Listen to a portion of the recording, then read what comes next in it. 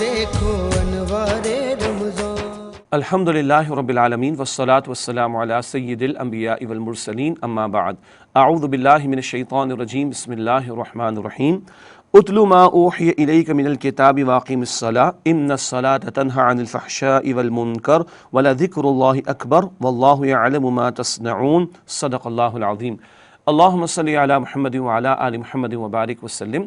رب اشرح لی صدری ویسر لی امری واحلل عقدۃ من لسانی یفقہوا قولی واجعل لی وزیرا من اہلی آمین یا رب العالمین۔ ناظرین کرام السلام علیکم ورحمۃ اللہ وبرکاتہ۔ الحمدللہ مضامین قرآن کا ایک خلاصہ ہم آپ کی خدمت میں پیش کر رہے ہیں، خلاصہ مضامین قرآن حکیم کے عنوان سے، اور ہر پارے کے مضامین صورت کے اعتبار سے، رکوع کے اعتبار سے، عنوانات کے تحت آپ کے سامنے ہم رکھتے ہیں اور کچھ وضاحت بھی آپ کی خدمت میں پیش کی جاتی ہے۔ آج انشاءاللہ ہم قرآن حکیم کے 21ویں پارے کے مضامین کا تجزیہ آپ کی خدمت میں پیش کریں گے۔ قرآن حکیم کے 21ویں پارے میں سورہ عنکبوت کے آخری 3 رکوع، پھر 6 رکوع کے ساتھ سورہ روم مکمل شامل ہے، پھر 4 رکوعوں کے ساتھ سورہ لقمان مکمل شامل ہے، پھر 3 رکوعوں کے ساتھ سورہ سجدہ مکمل شامل ہے، اور سورہ احزاب کے پہلے 3 رکوع اس پارے میں شامل ہیں۔ آئیے آج کا مطالعہ باقاعدہ شروع کرتے ہیں۔ سورہ عنکبوت کا 5واں رکوع ہے، آیات 45 تا 41۔ اللہ کا ذکر تسکین قلب اور تزکیہ نفس کا ذریعہ۔ ہدایت دی گئی کہ اللہ کا ذکر کثرت سے کیا جائے، تلاوت قرآن کا بھی حکم ہے اور نماز قائم کرنے کا بھی حکم ہے۔ یہ تو باقاعدہ بڑے جامع انداز سے اللہ کے ذکر کے طریقے ہمیں سکھائے گئے، اور نماز کا بھی ایک بڑا اہم مقصد بیان کیا گیا اور فائدہ بیان کیا گیا کہ بے شک نماز بے حیائی اور بری باتوں سے روکتی ہے۔ البتہ ذکر الہی تو مستقل کرنے والی بات ہے، تلاوت قرآن کے باقاعدہ خاص آداب ہیں، نماز کے اور زیادہ خاص آداب ہیں، لیکن ذکر ہر آن اللہ تعالیٰ کا وہ کیا جا سکتا ہے، اس کی طرف توجہ دلائی گئی۔ بتایا گیا کہ دین کی دعوت دینے کا انداز بڑا مہذب اور باوقار ہونا چاہیے۔ کوئی الجھنے کی کوشش کرے تو عمدہ انداز سے اس سے بحث ہمیں کرنی چاہیے۔ بشارت دی گئی کہ اہل کتاب اور اہل مکہ میں کچھ ایسے سلیم الفطرت لوگ ہیں جو نبی اکرم صلی اللہ علیہ وسلم کی دعوت کو قبول کر لیں گے، البتہ کچھ ایسے ظلم کرنے والے بھی ہیں، قرآن جیسا عظیم معجزہ دیکھ بھی دیا لیکن پھر بھی وہ مان کر نہیں دیتے۔ بتایا گیا قرآن بلا شبہ رحمت ہے اللہ سبحانہ وتعالیٰ کی طرف سے، اور یاد دہانی کا مؤثر ذریعہ، زندگی کے اصل حقائق کی یاد دہانی کا بہت بڑا ذریعہ بھی ہے۔ اس کے بعد سورہ عنکبوت کا 6واں رکوع ہے، آیات 52 تا 63۔ ہجرت کا حکم اور اس کی فضیلت کا بیان۔ ذکر ہے کہ اہمیت کسی خطہ زمین کی نہیں ہے، اگر زمین کے ایک خطے میں اللہ کی بندگی کرنا مشکل ہے تو کسی اور علاقے میں چلے جاؤ جہاں ایمان بچانا اور اللہ کی بندگی کرنا ممکن ہو اور آسان بھی ہو۔ چنانچہ ہجرت حبشہ کا ذکر اس مقام پر آ رہا ہے۔ سن 5 نبوی میں ہجرت حبشہ کا معاملہ نبی صلی اللہ علیہ وسلم کی تعلیم کے مطابق ہوا۔ تو اہم بات اللہ کی بندگی کرنا اور ایمان کو محفوظ رکھنا ہے۔ خطہ زمین کی اہمیت نہیں ہوا کرتی، موت آئے گی تو اس سارے خطہ زمین کو چھوڑ ہی دینا ہے، تو کیا ہی اچھا ہو کہ اس کیفیت میں بندہ دنیا سے جا رہا ہو کہ وہ اللہ تعالیٰ کی راہ میں ہو۔ اس خاطر اگر ہجرت کرنا پڑے تو اس کا ذکر کیا گیا، اور ہجرت کرنے والوں کے گناہوں کی بخشش اور عمدہ ٹھکانہ ان کو عطا کرنے اور جنت کے بالا خانے عطا کرنے کا اللہ نے اس سے وعدہ فرمایا۔ اللہ ہم سب کو جنت الفردوس عطا فرمائے۔ سورہ عنکبوت کا رکوع نمبر 7 ہے، آیات 64 تا 69، 69۔ دنیا کی زندگی محض ڈرامہ ہے۔ اللہ اکبر۔ قرآن نے اس جگہ کہا کہ زندگی کھیل تماشا ہے۔ ارے کھیل تماشا ہی تو ہے، ڈرامے میں کیا ہوتا ہے؟ ایک اسکرپٹ لکھ کے دے دیا جاتا ہے ایک ڈائریکٹر کی طرف سے، ایک شخص کو کہتے بادشاہ بن جا، دوسرے کو کہتے اس کا اردلی بن جا، دربان بن جا۔ بادشاہ کو اس کا لباس دے دیا، اردلی کو، دربان کو اس کا لباس دے دیا، لیکن جب ڈرامے کی شوٹنگ ختم ہوگی پھر کیا ہوتا ہے؟ نہ بادشاہ بادشاہ رہتا ہے، نہ اردلی اور دربان دربان رہتا ہے۔ یہ دنیا میں ایک اسٹیج ہے، ہر ایک کو اللہ تعالیٰ نے ایک رول دیا، کسی کو زیادہ، کسی کو کم، کسی کو اختیار، کسی کو محکوم بنایا، ہر ایک کو اپنا رول ادا کرنا ہے۔ قبر میں جائیں گے سب برابر ہو جائیں گے، نہ بادشاہ کا محل ساتھ جائے گا، نہ غریب کی جھوپڑی ساتھ جائے گی، لیکن پرفارمنس جیسی ہوگی ویسے ہی کل ہمارے سامنے نتائج بھی ہوں گے۔ اللہ تعالیٰ کل کا یقین عطا فرمائے اور آج اچھی طرح ایمان و نیک اعمال کے ساتھ پرفارم کرنے کی توفیق عطا فرمائے۔ بتایا گیا جو لوگ اللہ کی راہ میں جہاد کرتے ہیں، اسٹرگل کرتے ہیں، اللہ تعالیٰ اپنے راستوں کی ان کو ہدایت عطا فرماتا ہے۔ وَالَّذِينَ جَاهَدُوا فِينَا لَنَهْدِيَنَّهُمْ سُبُلَنَا۔ اللہ فرماتا ہے جو ہماری راہ میں کوشش کریں گے، محنت کریں گے، اللہ کے دین پر عمل کے لیے محنت، اللہ کے دین کی دعوت کے لیے محنت، اللہ کے کلمے کی سربلندی کے لیے محنت، جو اسٹرگل کریں گے مستقل، اللہ اپنے راستوں کو ہدایت عطا فرمائے گا، ہر طرح سے مختلف اطراف سے اللہ تعالیٰ ان کی نصرت فرمائے گا۔ اللہ ایسے ہی لوگوں میں جو دین کے لیے جد و جہد کرنے والے ہوں ہمیں شامل رکھے۔ سورہ عنکبوت کے بعد سورۃ الروم کا آغاز ہوتا ہے۔ اللہ تعالیٰ کی نعمتوں اور قدرتوں کا بیان بڑا جامع موضوع ہے جو اس مقام پر ابھی ہم پڑھیں گے انشاءاللہ۔ پہلا رکوع ہے سورۃ الروم، آیات 1 تا 10، مسلمانوں کے لیے خوشخبری۔ ذکر ہے کہ سرزمین فلسطین میں آتش پرست ایرانیوں نے اہل کتاب رومیوں کو شکست دے دی تھی، جس کا نتیجہ یہ نکلا کہ مشرکین مکہ خوش ہوئے کہ دیکھو جی آتش پرستوں کو فتح مل گئی، اور رومی جو اللہ کو ماننے والے اور کتاب کے ماننے والے وہ محکوم ہو گئے۔ تو مسلمانوں کو وہ طعنہ دیتے تھے۔ اللہ سبحانہ وتعالیٰ نے ایک بڑی عظیم پیشن گوئی عطا فرمائی، کچھ ہی عرصہ گزرے گا یہ رومی دوبارہ غالب آ جائیں گے ایرانیوں پر، اور یہ قرآن کریم کی وہ پیشن گوئی تھی جو نزول قرآن کے دور میں ہی پوری ہو گئی۔ بدر کا دن تھا، اللہ تعالیٰ نے ادھر ایمان والوں کو نصرت عطا فرمائی 313 کو 1000 کفار کے لشکر کے مقابلے میں، اور اسی وقت اللہ سبحانہ وتعالیٰ نے ایرانیوں پر فتح عطا فرما دی روم کے عیسائیوں کو۔ تو گویا کہ اللہ تعالیٰ کی پیشن گوئی نزول قرآن کے دور میں ہی پوری ہو گئی۔ بتایا گیا کہ لوگ بس ظاہر کی دنیا ہی کو دیکھتے ہیں اور آخرت کی جانب سے جو کہ اصل ہے وہ غفلت میں ہے۔ فرمایا کہ ہر نیکی پر تسکین کا ہونا اور ہر برائی پر خلش کا محسوس کیا جانا، یہ اندر ہمارے ایک ترازو رکھی گئی ہے نا، یہ احساس اس بات کا غماز ہے، اس بات کی وضاحت کر رہا ہے کل کوئی دن آئے گا جب نیکی کا بھرپور بدلہ ملے گا اور بدی کی سزا دے دی جائے گی۔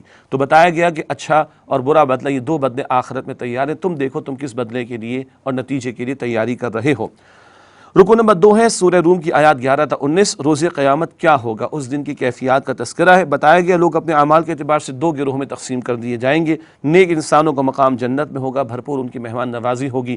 برے لوگ، مجرم لوگ، وہ گرفتار ہوں گے، شدید مایوسی سے دوچار ہوں گے۔ کوئی جھوٹے معبود ان لوگوں کے کام نہیں آئیں گے، اور وہ خود بھی اپنے خود ساختہ معبودوں سے اعلان بیزاری کر دیں گے، مگر کل حسرت ہی حسرت ان کے لیے ہوگی۔ تلقین کی گئی کہ صبح و شام اور دن رات اللہ تعالیٰ کی تسبیح کرو، اس کی حمد کے ساتھ۔ وہ اللہ جو مردہ کو زندگی دیتا ہے، زندہ کو موت دیتا ہے، مردہ زمین کو زندہ کرنا ظاہر کرتا ہے کہ اللہ تعالیٰ انسانوں کے مر جانے کے بعد انسانوں کو دوبارہ پیدا کرنے پر بھی قادر ہے۔ رکن نمبر 3 ہے سورۃ الروم، آیات 20 سے 27، اللہ تعالیٰ کی بے مثال قدرت اور رحمت ہے۔ بڑا قیمتی رکوع، بڑا قیمتی مقام قرآن کا۔ اللہ تعالیٰ نے اپنی بہت ساری آیات یعنی نشانیوں کا تذکرہ فرمایا۔ اللہ ہے جس نے مٹی سے کروڑ ہا کروڑ ارب ہا ارب انسانوں کو پیدا کیا، اور بہت ساری مخلوقات بھی اس نے بنائی۔ بیوی کو شوہر کے لیے تسکین بخش نعمت بنا دیا، سکون تلاش کرنے کا اور سکون کے حصول کا ذریعہ بنا دیا۔ یہ زوجین کا تعلق سکون کے حصول کا بہت ہی فطری اور بڑا ہی پیارا تعلق ہے جو اللہ نے عطا فرمایا۔ اللہ تعالیٰ نے انسان کو بے شمار بولیاں سکھائیں، کس قدر لہجے انسانوں کی زبان میں، اللہ اکبر، کس قدر بولیاں جو انسان بولتا ہے، یہ بھی اللہ تعالیٰ کی قدرت کا شاہکار۔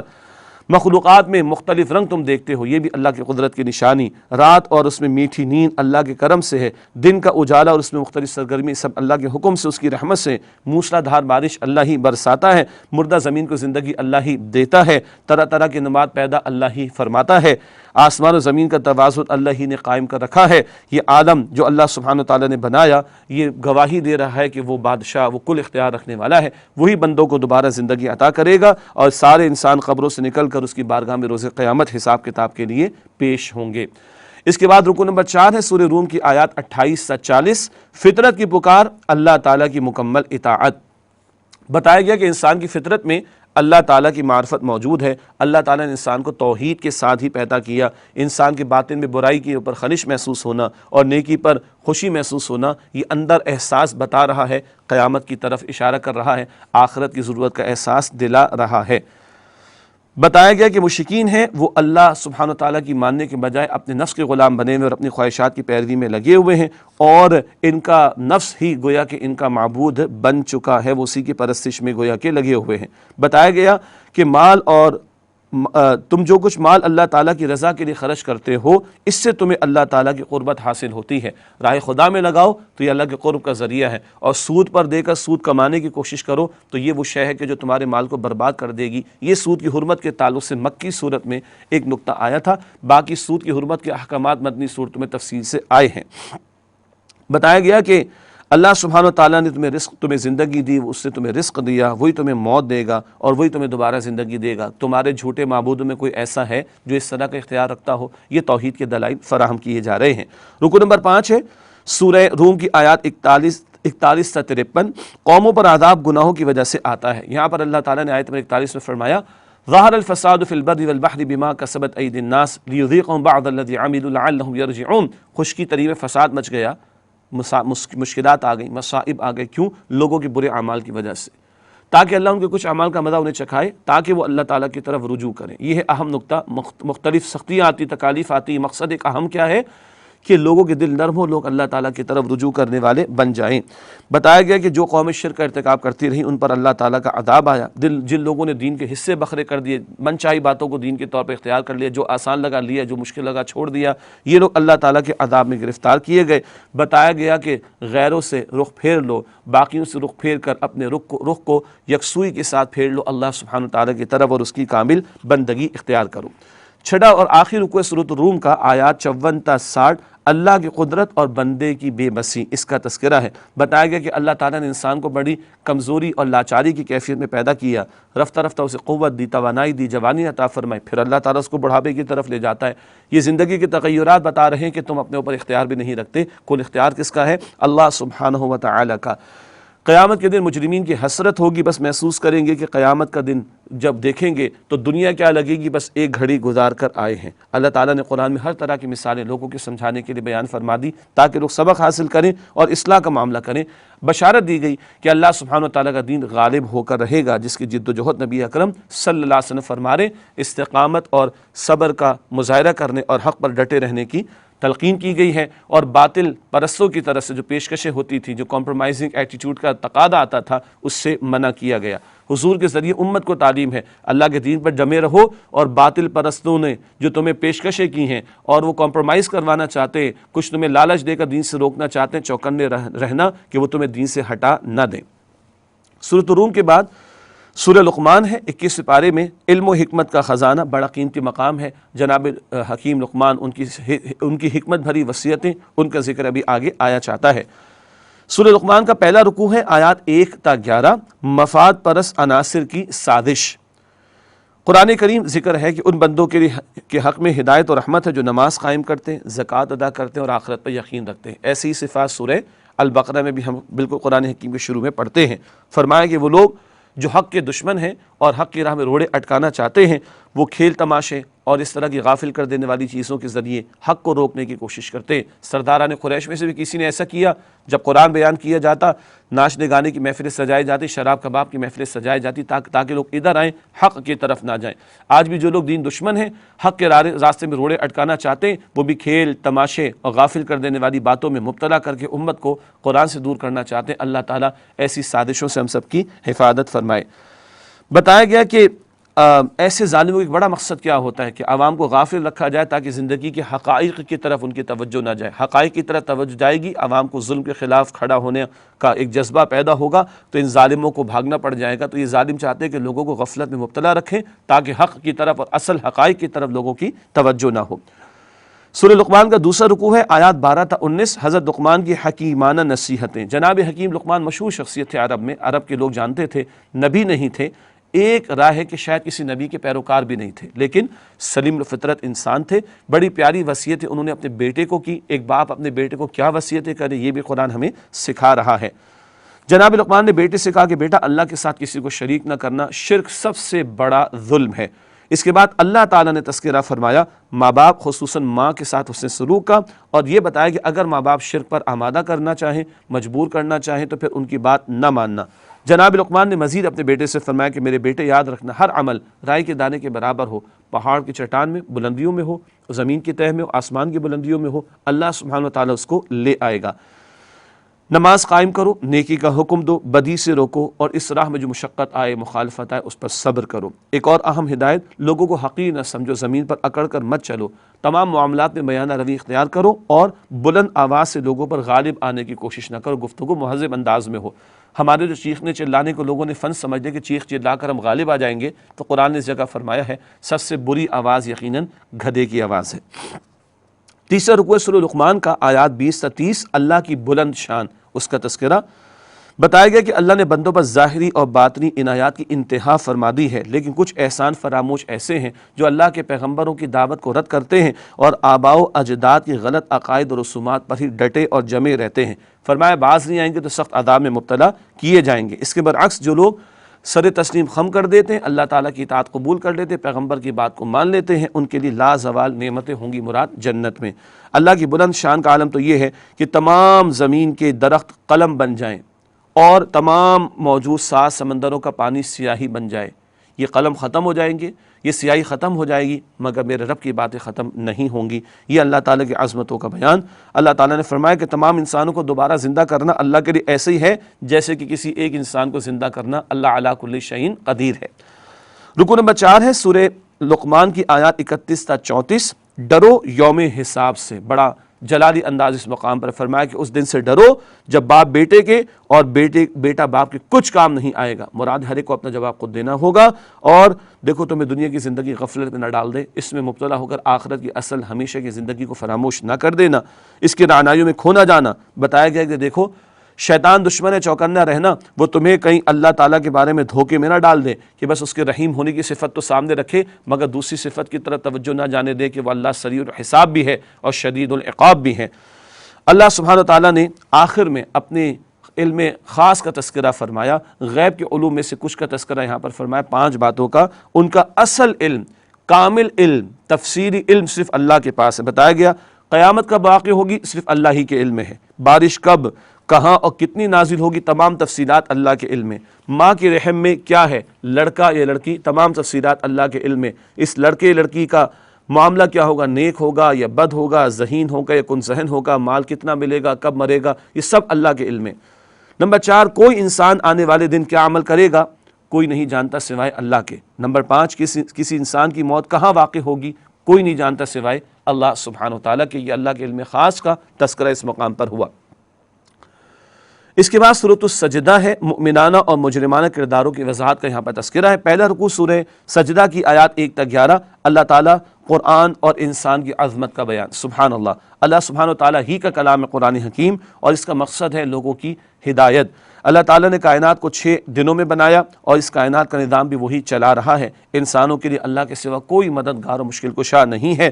اللہ نے ہر شے کو عمدہ بنایا اور انسان کو بہترین ساخت میں پیدا کیا، اور انسان کو محض مٹی گارے سے نہ بنایا بلکہ اس میں اللہ نے روح میں سے بھی پھونکا۔ اس کی بنیاد پر انسان کا شرف اور انسان کی عزت ہے۔ بتایا گیا ہر ایک کو مرنا ہے اور اللہ کے سامنے پیش ہونا ہے، برے لوگوں کو ان کے اعمال کا برا بدلہ ملے گا، اس تعلق سے خبردار کیا گیا ہے۔ اس کے بعد دوسرا رکوع ہے آیات 12 تا 22 سورہ سجدہ، مومن اور فاسق برابر نہیں ہو سکتے۔ قیامت کے دن کا ہولناک منظر ہے، مجرمین گھٹنوں کے بل گرے ہوئے فریاد کریں گے کہ اللہ ہمیں دنیا میں ایک دفعہ پھر بھیج دے، ایک موقع ایک چانس دے دے، ہم سدھر جائیں، اصلاح کر لیں۔ ہرگز ان کا یہ التجا کا معاملہ قبول نہیں ہوگا۔ نیک بندوں کا معاملہ اس کے برعکس ہوگا۔ نیک بندے کون ہیں؟ وہ اللہ تعالیٰ کی رحمت میں ہوں گے، ان کی صفات کا بیان ہے، جو اللہ کے احکام عمل کی نیت سے سنتے ہیں، اللہ تعالیٰ کا ذکر کرتے رہتے ہیں، تکبر نہیں کرتے، راتوں کو رب کائنات کے حضور سجدہ ریز ہوتے ہیں، تہجد کی نماز خوف اور امید کے ساتھ گڑ گڑاتے ہوئے اللہ سبحانہ تعالیٰ سے دعائیں کرتے ہیں، اور اللہ تعالیٰ کی راہ میں مال خرچ کرتے ہیں۔ یہ صفات ہیں، اللہ تعالیٰ ہمیں انہیں اختیار کرنے کی توفیق دے۔ جنت والوں کی صفات، انہیں ایسی نعمت اللہ عطا فرمائے گا جن کا تصور ممکن نہیں۔ مومن اور فاسق، فرمانبردار اور نافرمان برابر نہیں ہو سکتے۔ اللہ تعالیٰ نے یہ بھی بتایا کہ برے اعمال کا برا نتیجہ اور اچھے اعمال کا اچھا نتیجہ نکلے گا۔ جب دونوں کی کیفیات مختلف ہے تو نتائج بھی مختلف ہوں گے، دونوں برابر نہیں ہو سکتے۔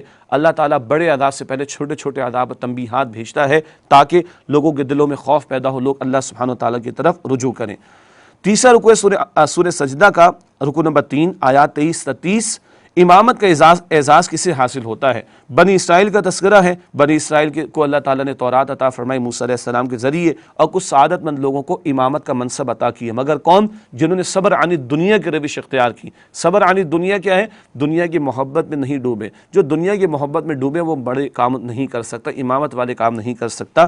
فرمایا کہ انہوں نے دنیا سے صبر کیا، دنیا سے اپنے آپ کو روکا، رہبانیت نہیں لیکن بے رغبتی کا معاملہ، تبھی اپنے آپ کو اللہ کی کتاب کے لیے انہیں کھپایا تو اللہ تعالیٰ نے ان کو امامت عطا کی۔ اللہ ہمیں بھی توفیق دے ہم قرآن کی سیکھنے سکھانے والے بنے، اسی قرآن کی بدولت قوموں کو اللہ عروج عطا فرمائے گا، اور اس کو ترک کر دینے کی وجہ سے قوموں کو ذلیل اور رسوا کر دے گا۔ یہ بات صحیح مسلم شریف کی روایت میں اللہ کے رسول علیہ السلام نے بیان فرمائی۔ اب چند مکی صورتوں کے بعد پھر ایک اور مدنی سورت سورۃ الاحزاب آ رہی ہے۔ اہم معاشرتی احکام اس میں عطا کیے گئے، مدنی دور کی صورت ہے۔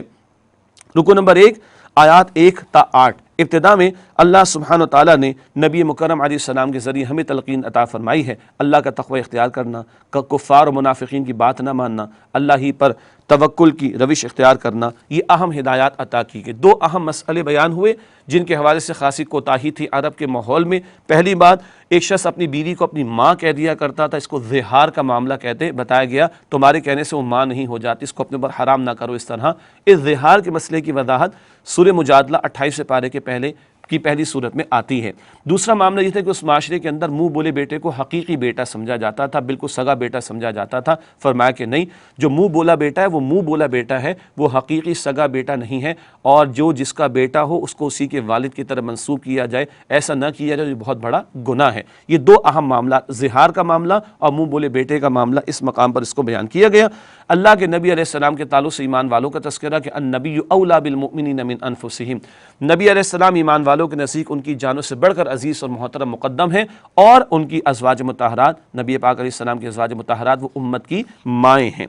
دوسرا رکوع ہے سورہ احزاب آیات 9 تا 20۔ غزوہ احزاب میں منافقین کا طرز عمل، یہ 5 ہجری کی بات ہے، اور غزوہ احزاب کا معاملہ یہود نے بھی سازش کی، سارے عرب سے لشکر جمع ہوئے، منافقین بھی مدینہ میں موجود تھے، ان کے تو جان کے لالے پڑ گئے۔ اللہ کے پیارے نبی علیہ السلام نے صحابہ کرام کے ساتھ مل کر مدینہ شریف کے دفاع کا اہتمام فرمایا، خندقیں بھی کھودی گئی تھیں۔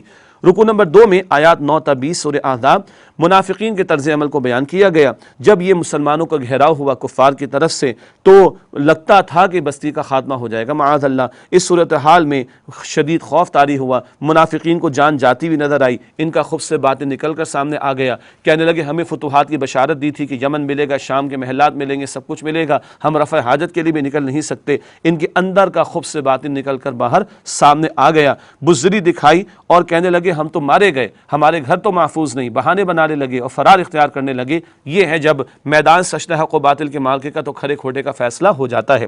اس کے بعد رکوع نمبر 3 ہے سورہ احزاب آیات 21 تا 27۔ غزوہ احزاب کے موقع پر مؤمنوں کا طرز عمل، پہلے یہاں پر آیت نمبر 21 مشہور آیت ہے، لقد کان لکم فی رسول اللہ اسوۃ حسنہ، یقیناً تمہارے لیے رسول اللہ علیہ السلام کی زندگی میں بہترین نمونہ موجود ہے، عبادات میں بھی، معاملات میں بھی، شب و روز کے معمولات میں بھی۔ مگر احزاب کا میدان تو سجا حق و باطل کے معرکے کے لیے، اللہ کے رسول نے انقلابی جد و جہد فرمائی اور اللہ کے کلمے کی سربلندی کے لیے اپنے صحابہ کرام کی جانوں کا نذرانہ پیش کیا، اپنا خون بھی اللہ کی راہ میں بہایا ہے، طائف کی گلیوں میں، احد کے میدان میں۔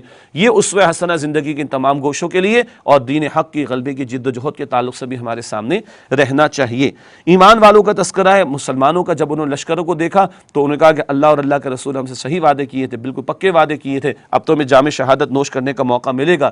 ایک دو جھڑپوں کا معاملہ ہوا تو کچھ صحابہ کرام بھی شہید ہوئے، کفار بھی قتل ہوئے، لیکن باقاعدہ کوئی بڑی جنگ کا معاملہ نہ ہوا۔ 1 مہینے کا محاصرہ رہا اور اس کے بعد شکست ہوئی اس لشکر کو، کس کے لشکر کو؟ کفار کے لشکر کو آندھی اللہ تعالیٰ نے چلا دی اور یہ ناکام لوٹ گئے۔ اس کے بعد بنو قریظہ، یہ یہود کا قبیلہ تھا جنہوں نے سازش کی تھی اور معاہدے کی خلاف ورزی کی تھی، ان کے خلاف بھی اقدام ہوا۔ غزوہ احزاب کے فوراً بعد ان کے ایک لوگ قتل کیے گئے اور ان کے بہت سے لوگوں کو قیدی بنایا گیا اور ان کا مال غنیمت کے طور پر مسلمانوں کو عطا ہوا۔ یہاں پر سلسلہ مکمل کرتے ہیں آج کا انشاءاللہ، پھر آپ سے ملاقات رہتی ہے۔ اللہ تعالیٰ ہمیں قرآن حکیم سے مزید تعلق کی مضبوطی عطا فرمائے۔ وآخر دعوانا ان الحمد للہ رب العالمین، والسلام علیکم ورحمۃ اللہ وبرکاتہ۔